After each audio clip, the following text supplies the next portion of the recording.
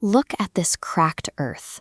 The silence here is absolute, and the soil itself refuses to support life. This is Dagorlad, a vast treeless wasteland located in the eastern region of Middle-earth called Rovanion. This map shows the region. The plains sit exposed between the impassable Emyn Wheel and Mordor's fortified Black Gate. In 3434 of the Second Age, this expanse became a slaughterhouse. The last alliance of elves and men converged here to meet Sauron's tide of orcs. Tens of thousands of elven and human soldiers clashed against an even greater number of Sauron's dark forces. The physical weight of these armies alone crushed the surface layer of the earth.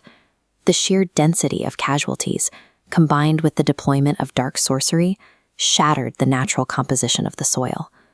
Blood, ash, and arcane energy seeped down into the bedrock. They left behind endless slag heaps and decaying iron. Weapons snapped under their own weight, slowly burying themselves in a thick layer of contaminated ash. For over 3,000 years, not a single blade of grass has taken root here. The earth suffers from complete ecological necrosis. The catastrophic toll of the Second Age left Dagorlad entirely broken. It exists as a permanent environmental vacuum. But the dry ash of the plains gives way to a creeping, waterlogged perimeter. Here, the ruined earth sinks into stagnant, putrid wetlands.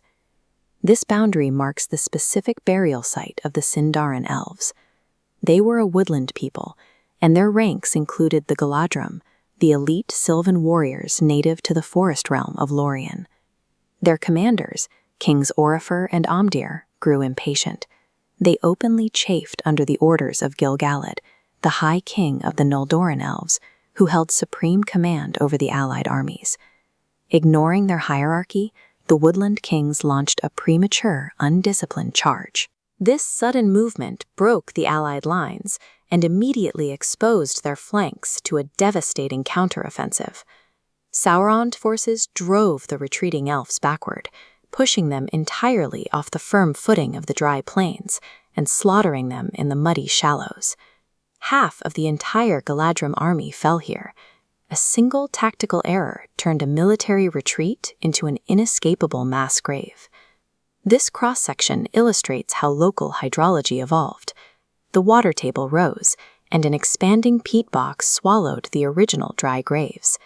The thick, anaerobic dark water suspended the bodies in a chemical vacuum.